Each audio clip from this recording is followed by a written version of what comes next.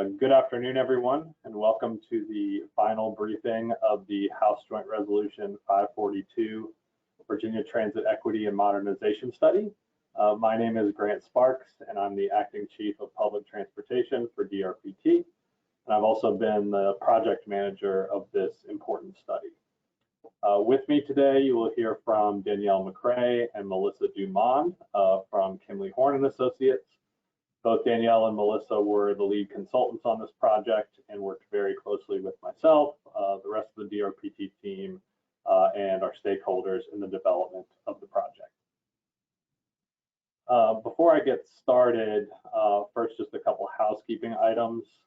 This webinar is being recorded and will be made available on the DRPT YouTube page shortly after the conclusion of this event. And then also we're hoping to save some time at the end of this event for Q&A. We did receive a number of questions from registrants in advance, so we'll start by answering those questions. But as we move through the slides, please feel free to use the question function on the webinar to ask any questions that you may have. If we do not get around to answering your questions live, we will do our best to follow up with you directly after the conclusion of the webinar. But I guess the last thing I wanted to say, I'd like to quickly thank Delegate Dolores McQuinn, who I believe is listening in to today's webinar. Delegate McQuinn represents the 70th District in the House of Delegates and was the patron of House Joint Resolution 542. She's also been a strong advocate for a better multimodal system here in Virginia. So I just wanted to thank you again, Delegate McQuinn, for your leadership in supporting the study. So with that, I think we're ready to dive right in. The next slide, please. So here's a brief outline of what we will be covering today. I'll start with a quick overview of HJ 542, specifically mentioning the two key deliverables associated with that legislation. Next, I'll highlight our public and stakeholder engagement efforts that occurred throughout the duration of the study. After that, I'll pass the mic to Danielle and Melissa, who will walk you through the key study findings. I'll then get into the meat of the presentation, which is an overview of the study action plan and recommendations, specifically highlighting what those actions mean for transit riders and what those actions mean for our transit agencies in Virginia. And then I'll wrap up by discussing next steps. Next slide.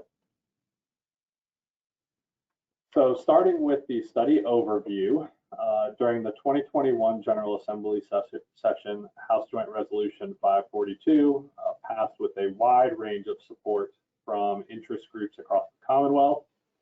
This legislation required DRPT to complete a needs assessment that focuses on the equitable delivery of transit services and the modernization of transit in Virginia. In response to House Joint Resolution 542, DRPT developed the Virginia Transit Equity and Modernization Study to meet the call by the General Assembly in a manner that is reflective of the values and needs of Virginia's communities.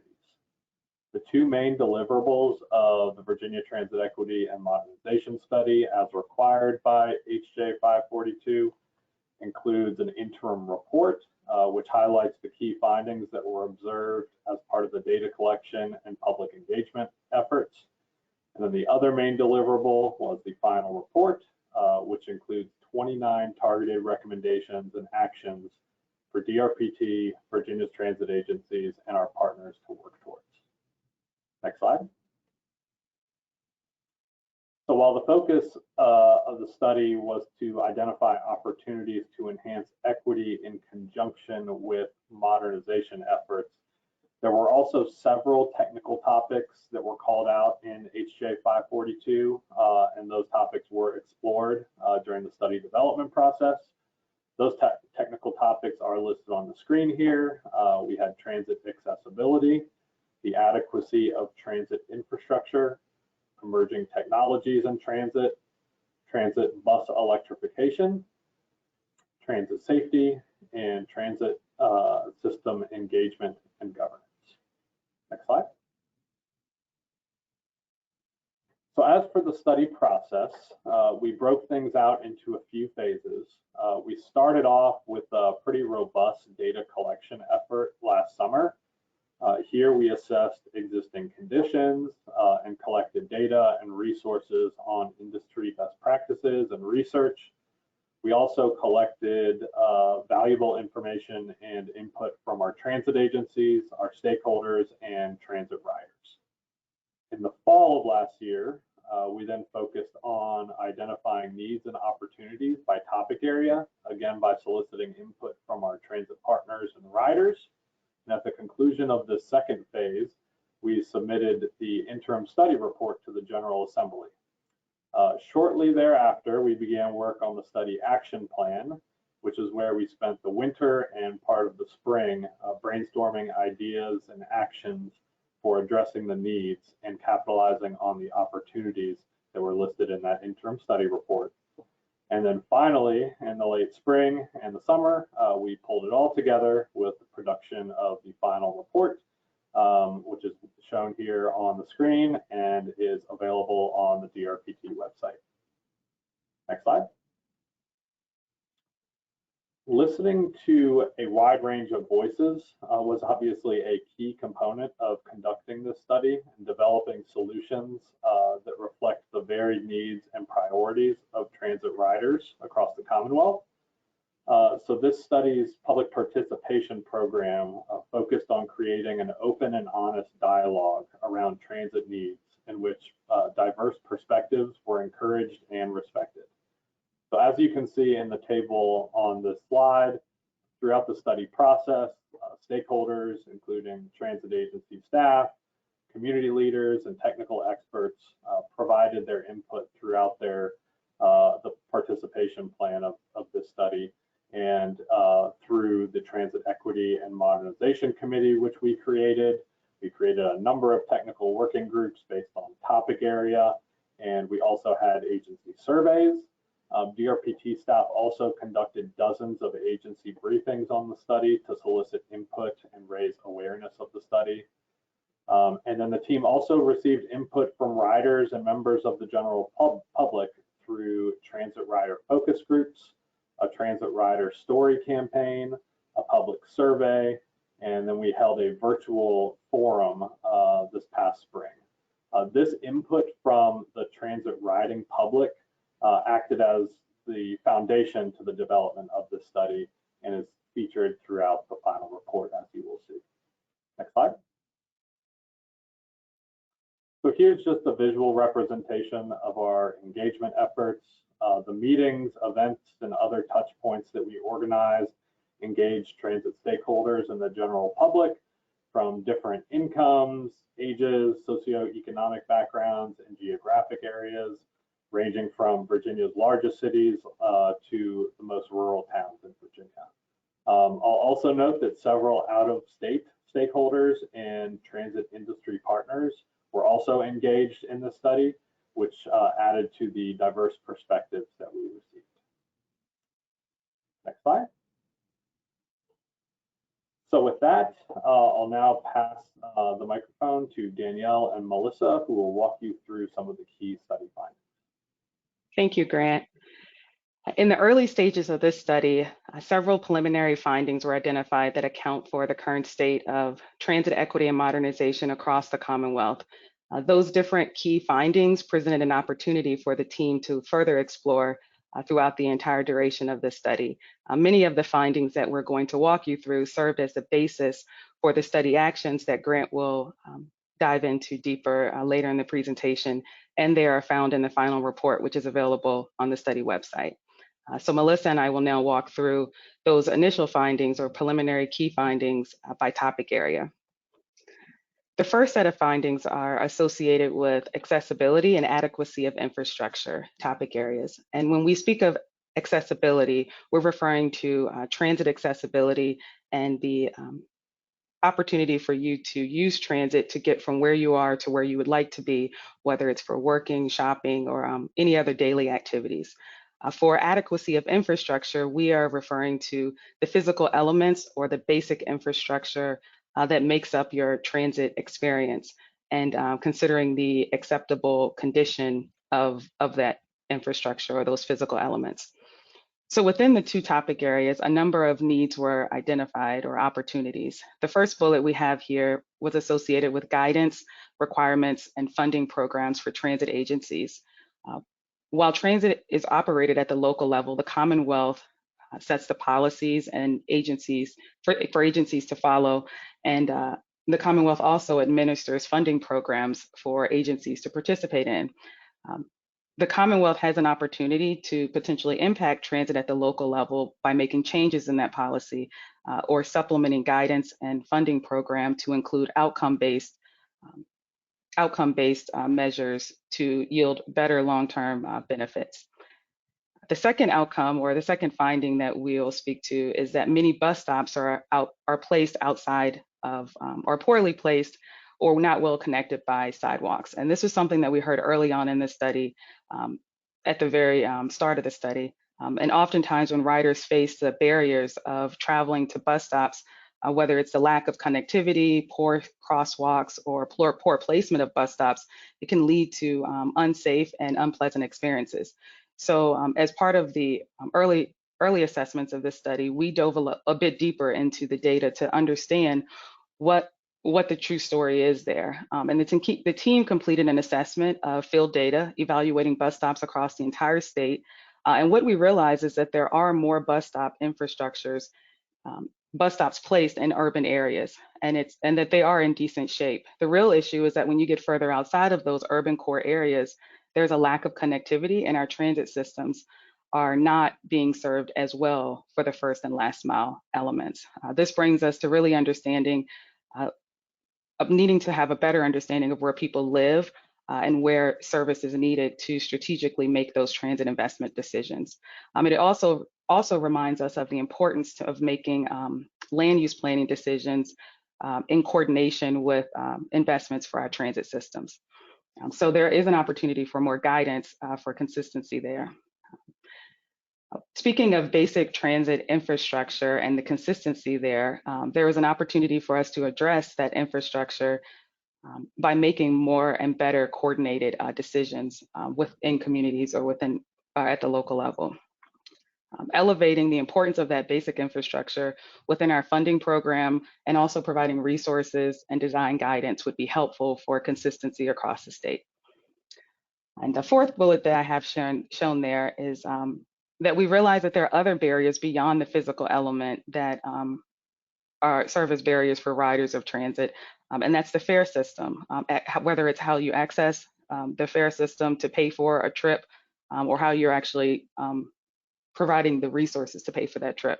Nearly half of Virginia transit agencies have expressed interest in implementing zero fare transit, with 11 agencies already implementing either a full or partially implementing a zero fare transit. So much of that is actually attributed to the policies and practices that were adopted during the COVID-19 pandemic and best practices that were learned during that time that could be carried forward. And there's certainly opportunity to explore reducing financial barriers for transit riders by increasing the number of agencies that explore the pilot programs for zero fare service. And the last bullet we have under this topic area would be that the availability of transit service is high across the state, but there are gaps. And so within the Commonwealth, there's an opportunity to better serve approximately 1.6 million people that need fixed route transit service, but are currently do not have access to it.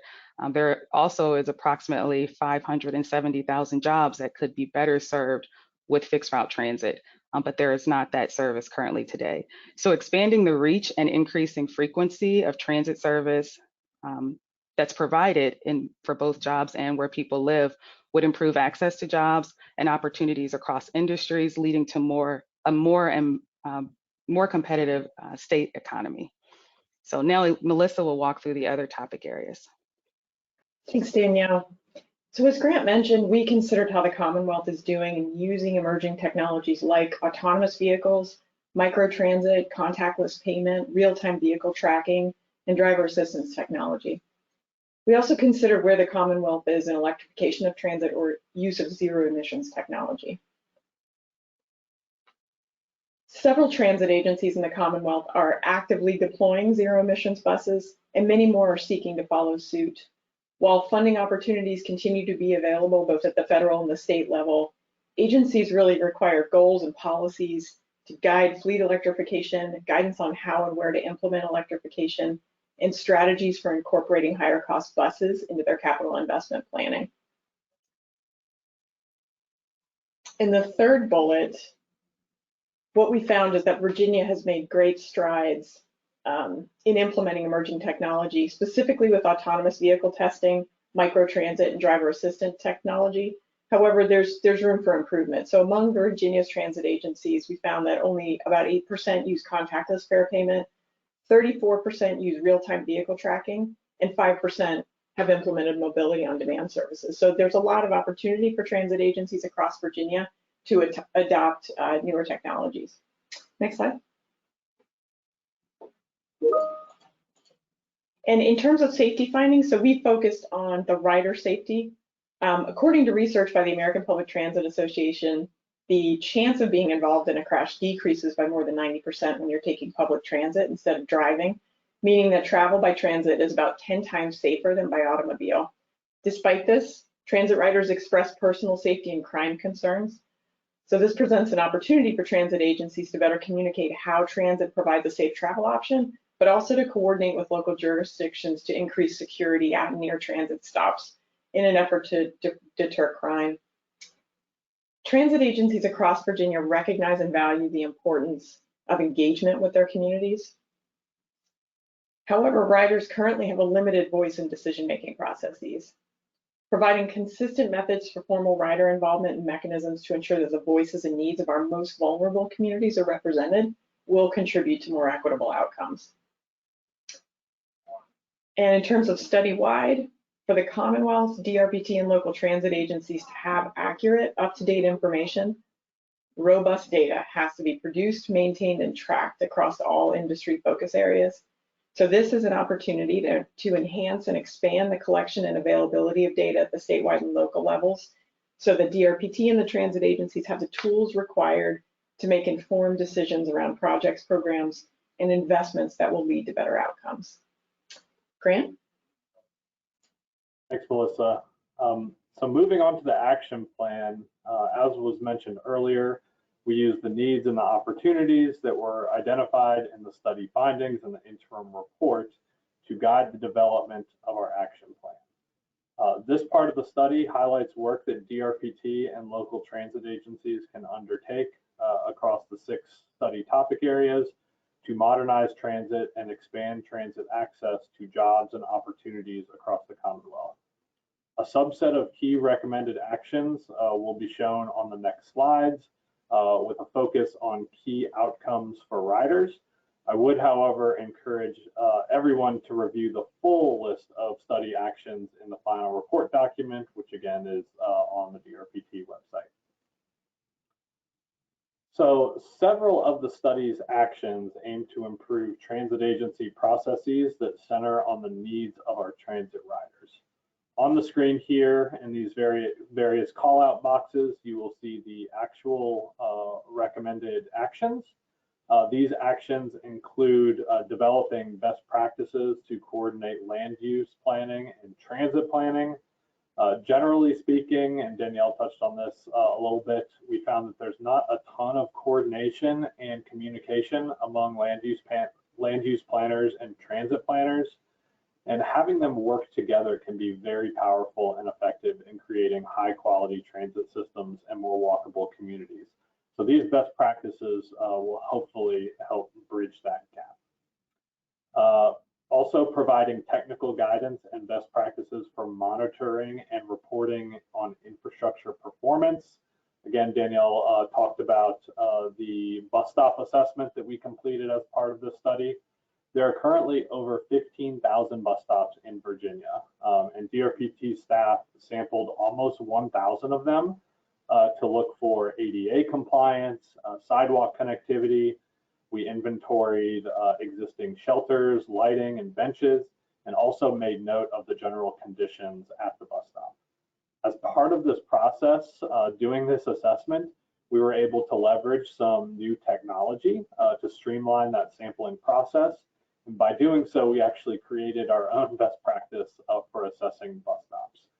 But this action will provide guidance to our agencies on how best to monitor those conditions around bus stops. And then as a side note here, DRPT did recently secure some discretionary funding to expand on the assessment that we performed as part of the study. And we're actually hoping to get a complete assessment of all 15,000 bus stops in the Commonwealth within the next year, which will then serve as a baseline that we can measure progress and improvement from. Third action here, developing standards. Miriam, if you could flip back, please. Yes, thank you. Developing standards and metrics to measure how transit is providing access to jobs and opportunities. Miriam, if you could flip back to the original action slide, please. Yes. So we did a baseline analysis of transit access to jobs and opportunities.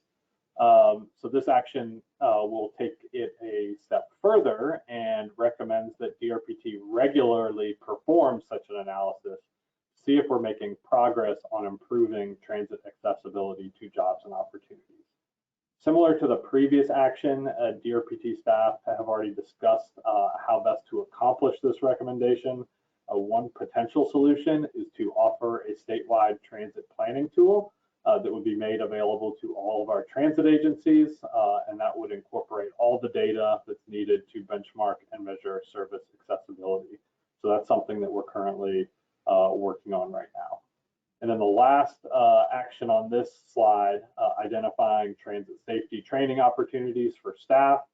In talking to our transit agencies, we heard that there was a need for more and better training on transit safety. There are many resources out there. So through this action, we will be linking our transit agencies to those various opportunities. Next slide, please. So in an effort to improve the rider experience through increased use of technology, DRPT is recommending actions that focus on implementing regular technology assessments. This action speaks to the fact that we, and by we, both DRPT and our transit agencies, need to do a better job of inventorying our existing transit technologies, assessing technology needs, and then identifying market-ready technologies that are currently available. Additionally, here we believe that DRPT can take a more active role in helping our transit agencies procure various transit technologies. And so we've already started internal discussions about how we can best achieve that. Next here, developing resources to evaluate fare collection policies and practices.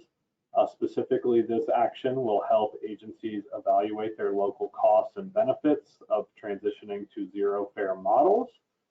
Another action here, establishing goals for zero emission transit vehicles and plans to convert agency fleets.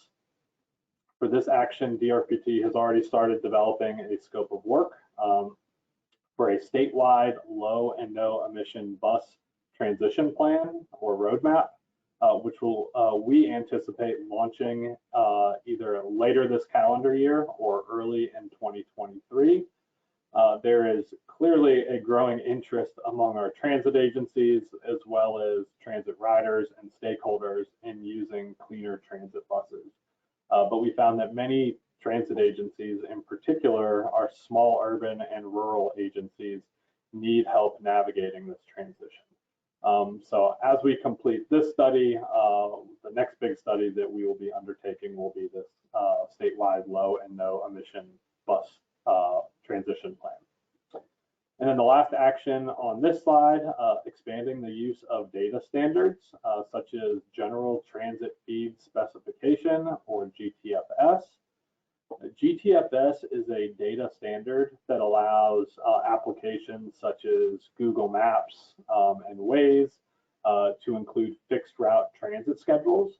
A couple of years ago, DRPT received a discretionary grant from the Federal Transit Administration to build a statewide GTFS data set. We are one of the only states in the Commonwealth that currently has that. We are one of the only states in the nation that currently has that, excuse me. This action expands on that project by piloting projects for GTFS real-time as well as GTFS flex. So the current GTFS data set that we have is just based on fixed route transit schedules. GTFS real-time makes those schedules live. So where is the bus currently throughout the Commonwealth? And then GTFS Flex is more focused on on-demand services that transit agencies provide. So we're hoping to pilot both GTFS real-time and GTFS Flex projects here in the near future. Next slide, please.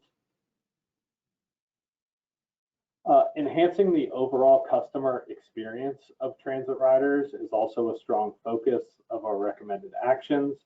Here, DRPT is recommending actions that focus on developing best practices for transit safety and engaging with local partners. We've already done some of this, but we will be expanding on how transit agencies can work with local law enforcement and other partners to enhance transit safety at the local level. Second action on this slide, providing guidance on crime prevention as well as rider safety and rider etiquette.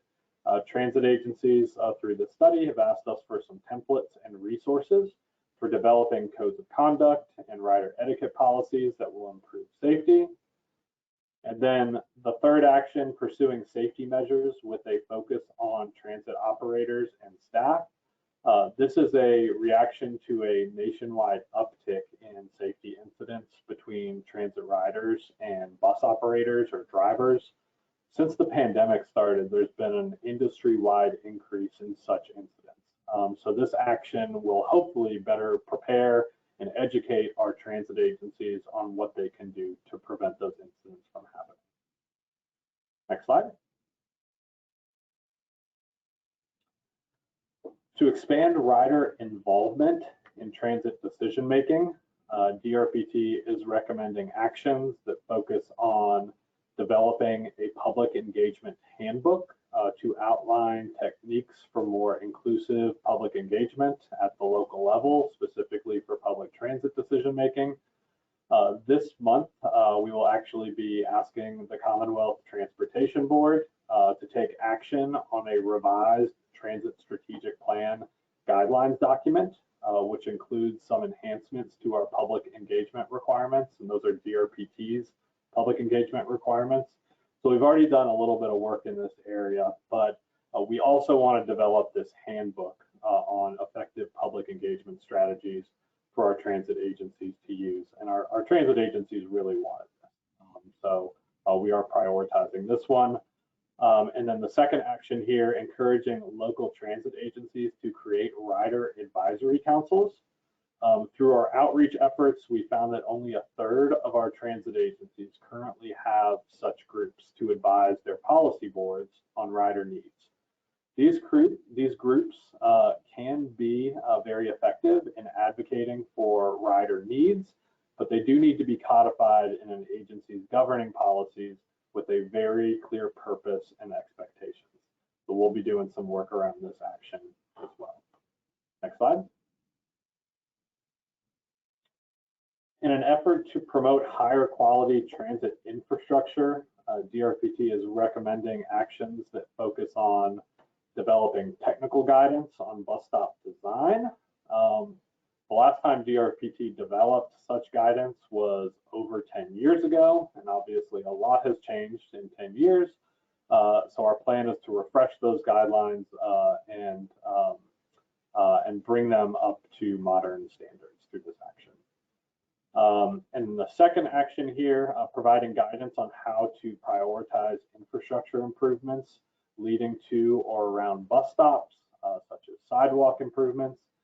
Here we want to work closer with our partners to better prioritize projects that improve bus stop conditions, as well as offer local transit planners with a resource on how best they can coordinate these efforts with VDOT, MPOs, and their local departments.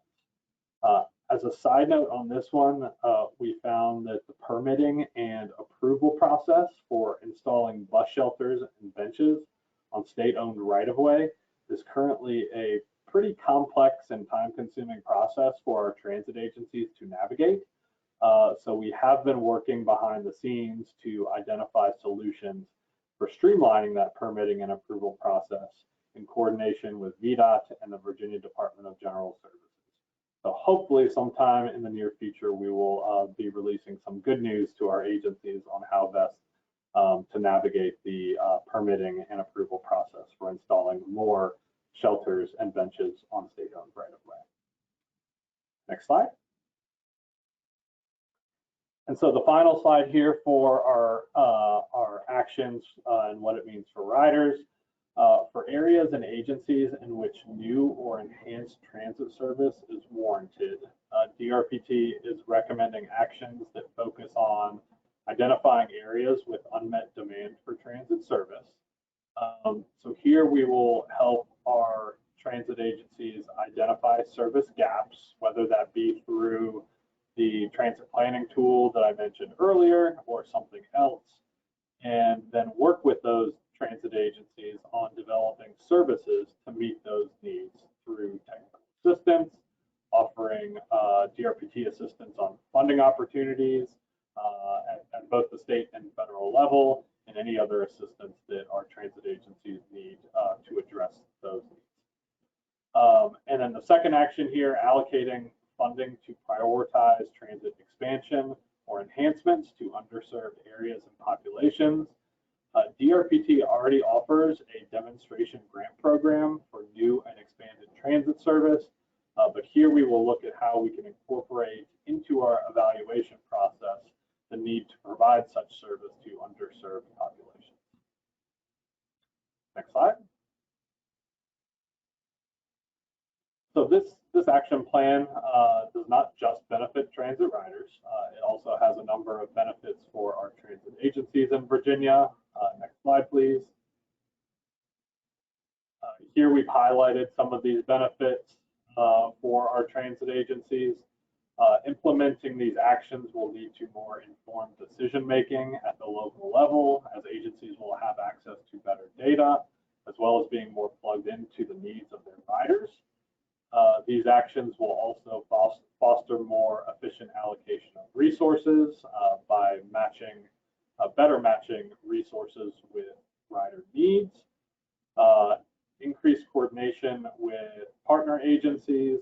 That speaks to itself. I think improved coordination is certainly something that would be a benefit to our agencies and the state as a whole. As you heard in the last few slides on the action plan, we want to make sure that our transit agencies have shared knowledge and access to industry best practices. So making sure that they have those resources and tools available to them. Monitoring performance and measuring progress is something that we want to place an emphasis on. And we believe that this will ultimately lead to better decision making by our transit agencies.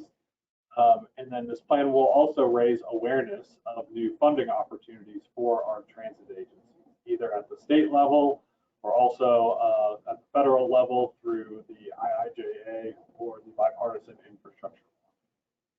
And then ultimately, we believe that the implementation of these recommendations will ensure better transit outcomes for our transit agencies and riders alike. Next slide.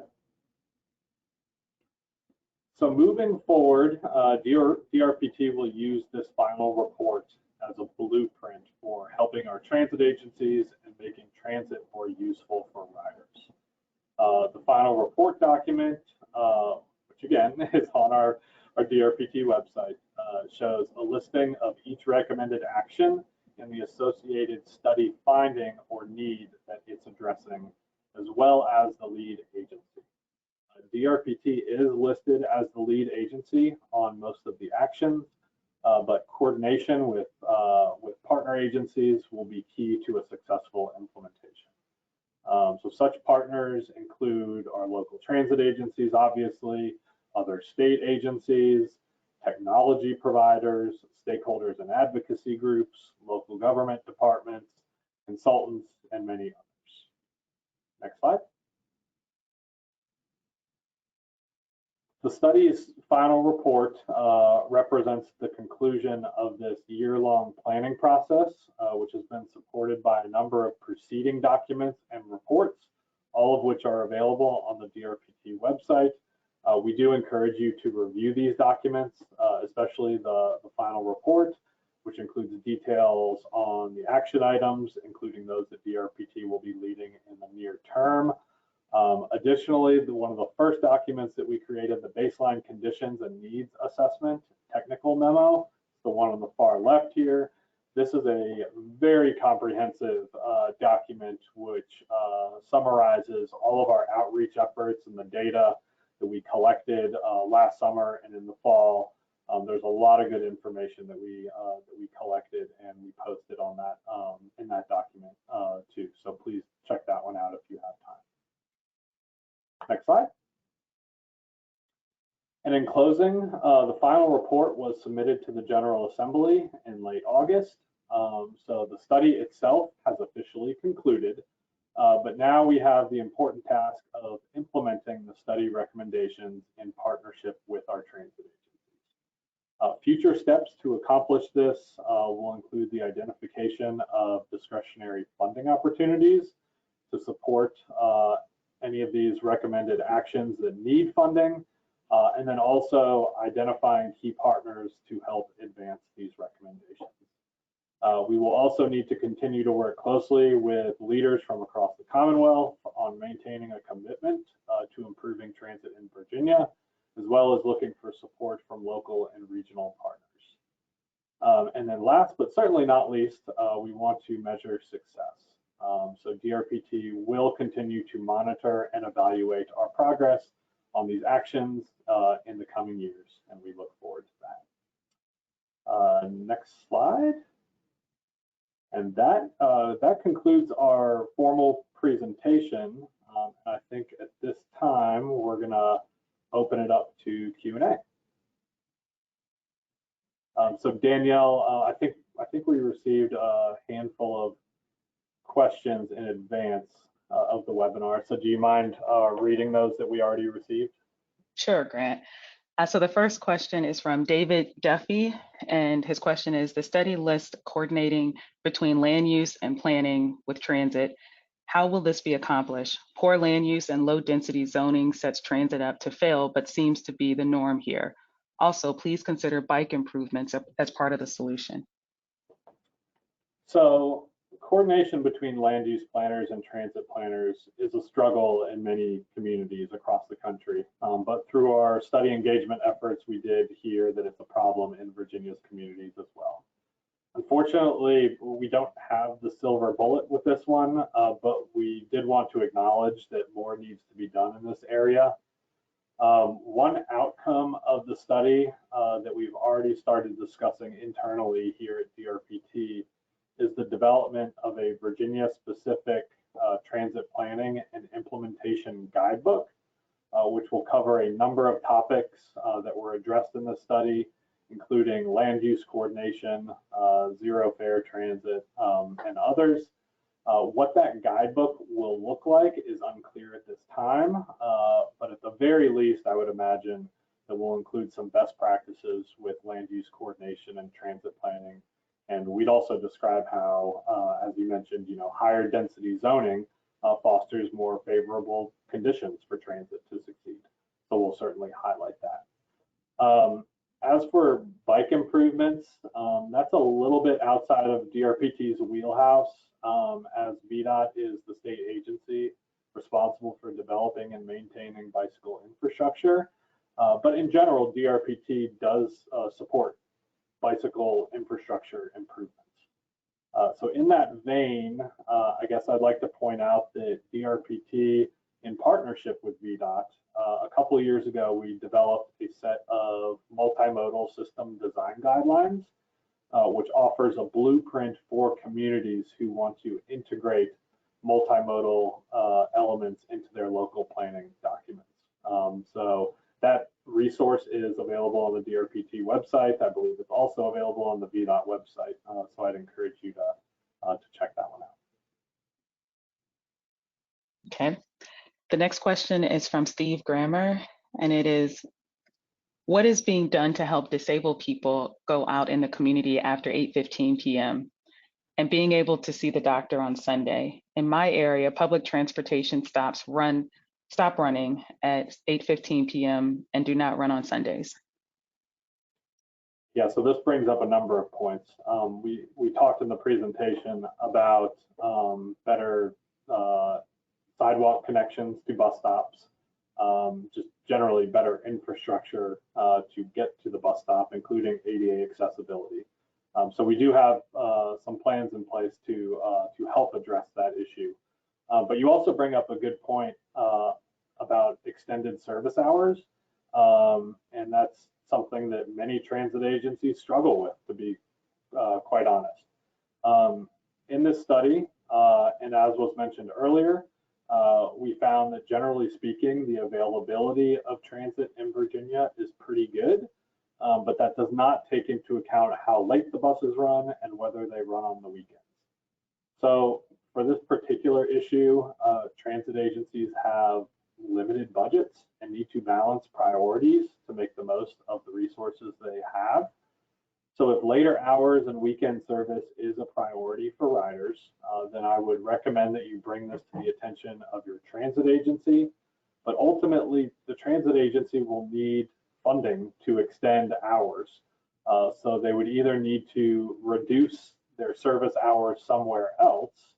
So perhaps starting their service later in the morning or providing less hours in the middle of the day. That's an option.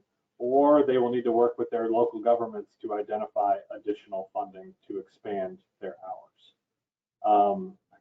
I think most transit agencies would love to expand their hours and be all-day service, but due to budget constraints, they're just unable to do so. And this question also ties into one of our study recommendations, which encourages transit agencies to create rider advisory councils to advise their policy boards. Transit agencies and their policy boards should have a platform for encouraging riders to express their needs. And we believe that these rider advisory councils, if developed thoughtfully, can assist with this. So if, I guess, Steve, who wrote this question, if you're not having any luck getting through to your transit agency, I would maybe encourage them to create a rider advisory council if they do not already have one, or if they do have a rider advisory council, you should bring that to the attention of that group.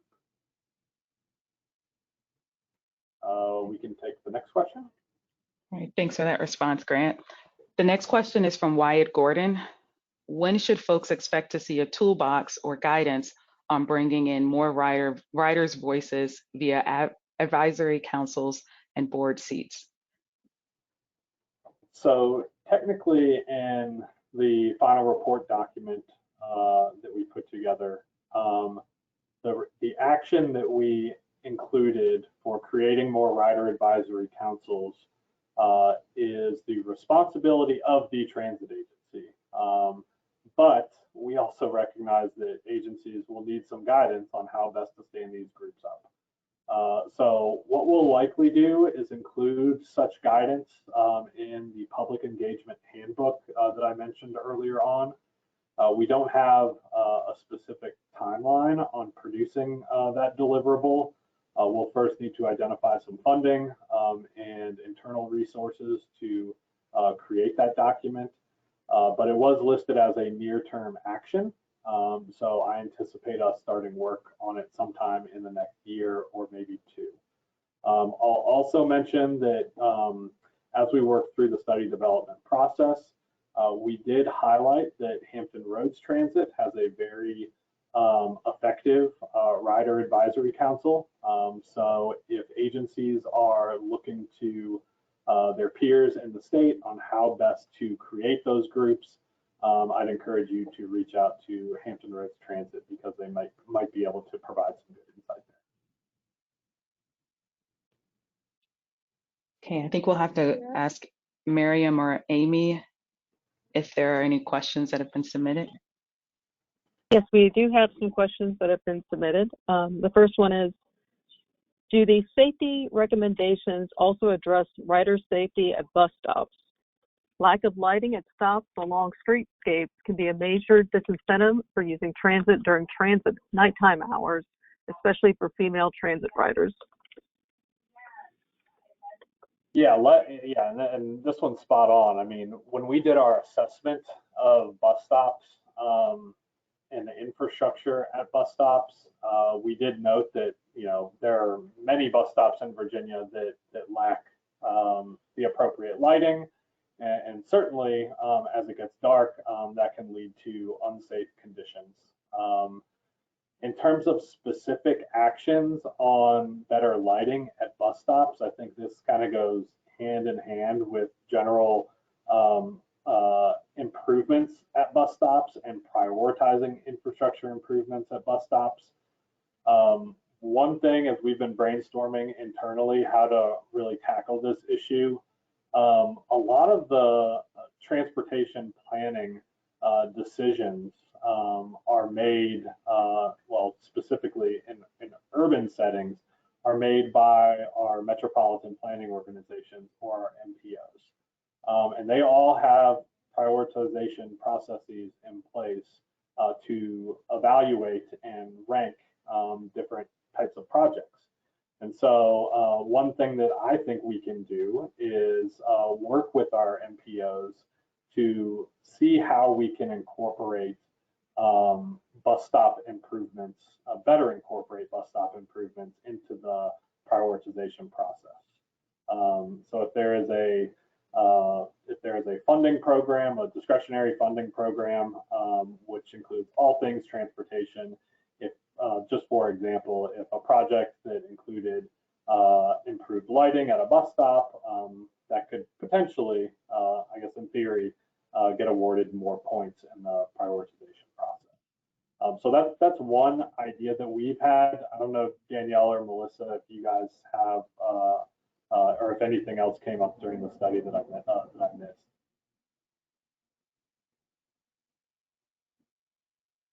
I think you covered it, Grant. Okay. Perfect. Okay, we have another question. How can local DRPT grantees help with this effort? Can local steering committees be created? I wear both my hat as Director of Transportation here and as Chairman of my Board of Supervisors of Buckingham County. Yeah, I mean, absolutely. I think if you are a DRPT grantee, I would strongly encourage you to first read the final report. There is an executive summary as well, but it would be great if you read the final report, the interim report, as well as the baseline conditions assessment document that we created. There is a fair amount of work that needs to be done and potential actions for our local agencies to assist with here. If you have any, I mean, this study touched on so many different topics. I guess it kind of depends on where your area of expertise is. Is it focused on, you know, infrastructure? Is it more policy? Is it, you know, engagement? Is it, you know, bus electrification? I mean, again, we touched on so many topics in this study. I would love to chat with you after this if you're offering up some resources or some assistance to help us with this action plan. And we have another question. On the question of fare-free transit, a MPO within my planning district has concerns that fare-free transit causes transit to go unappreciated and discourages a sense of ownership community with transit. Any suggestions for how we could reframe the issue to help them be more supportive of the equity driving practice? Yeah, this is a very important topic, and I'm glad you brought it up. Zero fare transit is growing in popularity across the country. It was growing in popularity before the pandemic, and then obviously with the pandemic, many transit agencies did not want to have touch points with their customers, you know, changing or touching cash or coins or whatever. And so many agencies decided to go zero fare. during the pandemic, and many haven't transitioned back to collecting fares. But to your point on agencies that do decide to go zero fare or continue with zero fare service, it could lead to a situation where the service is unappreciated. It could also lead to individuals riding the bus just to ride the bus, and potentially just disturbing, seats, or just, again, just making transit unappreciated. One grantee in particular, a DRPT grantee in particular, brought this issue up. And to be quite honest, when you have a zero fare system, agencies need to understand that homeless populations will use the service and probably use the service more because you're not collecting a fare. And they're trying to escape, the elements. If it's raining, if it's really hot one day, they want to get out of that. And there is nothing that an agency can do with that. I mean, they should allow homeless individuals to ride the bus. But if you're having issues with, with the conditions inside the bus deteriorating because people just aren't taking care of the bus, or something like that, I would encourage agencies to develop some rider etiquette policies, which center around appreciating the transit service. Because if you have a rider etiquette policy and you post it inside your buses, and riders are aware of that policy, then anyone who is disrespecting the property of the transit agency, whether it's inside the bus or at the bus stop, you could then revoke their privileges of using the service. So that's one tool that I would offer up is to develop strong rider etiquette policies. But that's certainly something as we work through our resources that will come out of this study. That's certainly something that we'll want to expand on. But thank you for bringing up that topic. Yeah, Grant, if I could add on there, I know that zero fare transit is growing in popularity, but it's not a one size fits all solution. And so there's definitely an opportunity for agencies to evaluate whether or not it's appropriate for them. So there are other strategies or policies that we found in our research, but one of the actions in the study that's listed is to develop resources to assist agencies with evaluating their fare collection policies and practices to understand whether or not the zero fare transit structure would be appropriate. So that is one of the actions as part of the study.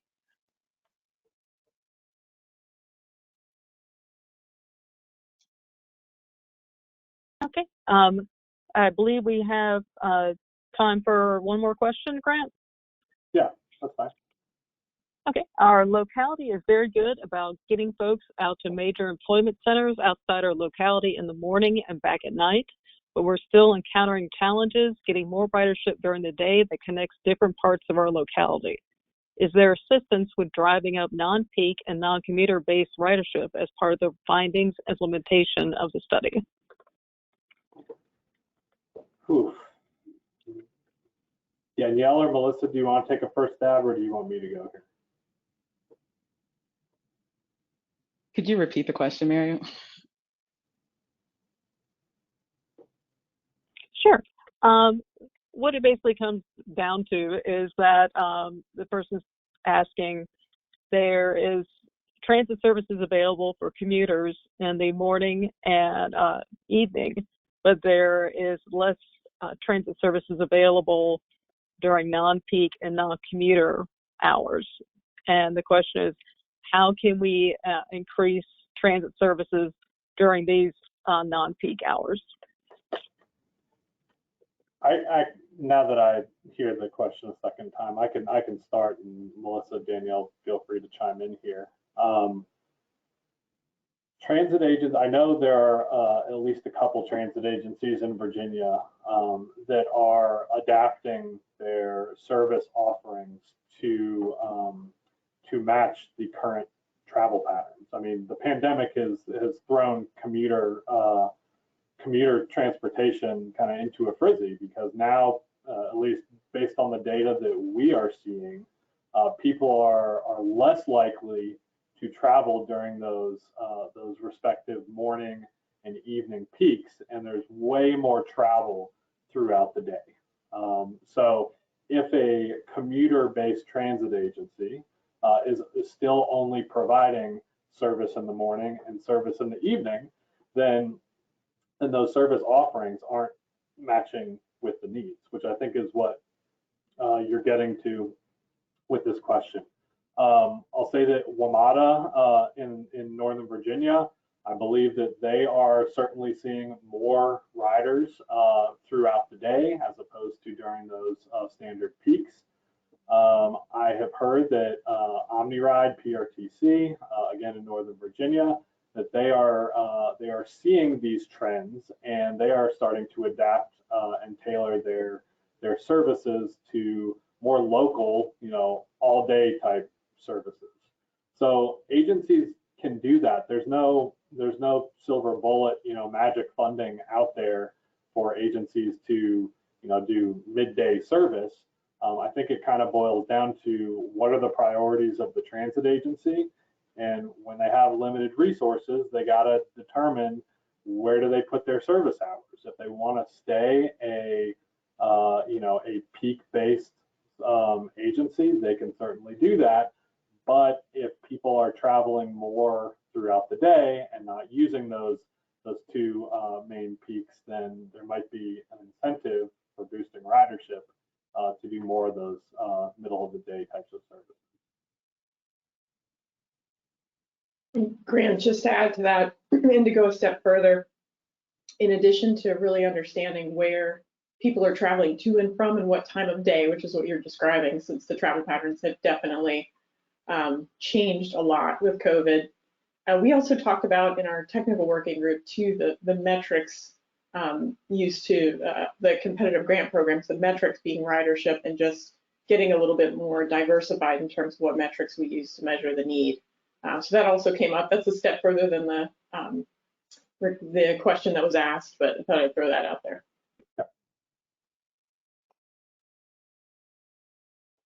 Okay, and we just wanted to mention that the video of this presentation, the video and the presentation will be available on the DRPT website within the next few days.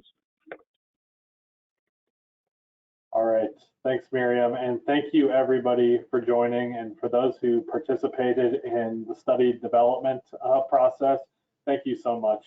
We had a great turnout. We had a lot of folks engaged, and one last thing, please check out the final report. It's on the DRPT website. Thanks, everyone.